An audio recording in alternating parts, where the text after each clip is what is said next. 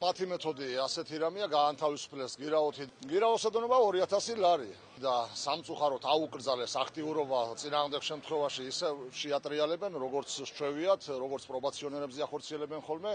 რა დანაშაულზეა ლაპარაკი, სადაა დანაშაული? არც უღიარებია დანაშაული და 25 დღეში სასამართლო ხელახლა გაიმართება. ჩვენ უფრო მე როგორც გითხარით, ერთი მამუკა ჯარანიშვილის მაგივრად, ორი მამუკა ჯარანიშვილი შევიმატეთ, ერთი მსოფლიოს ჩემპიონი ისევ მათ შორის ჩემი თანასოფლელი შმაგი შარიფაშვილი.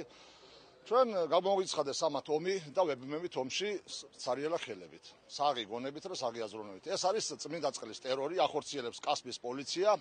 კასპში 3 ხულიგანი, თავხედი, მათ შორის ერთი ყოფილი სპორტსმენი, ვინმე მინდია აფციაური, რომელსაც ჩემთანაც კი აქვს ნავარჩებელი, რომელსაც 6 წელი აქვს პირობითი სასჯელი და ეს ბავშვი გააფუჭეს, გააუბედურეს და ამას ახვედრებენ. ამ ბავშვს მოუწევს პასუხისგება თავის ქმედებებზე, მაგრამ იმ პოლიციას, რომელიც რომ კრიმინალებთან ასე ახორციელებს დევნას ქართული ოცნებისა, ისინიც კანონის წინაშე თავის დროზე აგებენ პასუხს. ორში მოვა ქართული ოცნება და ყველაფერი თავის ადგილზე დადგება.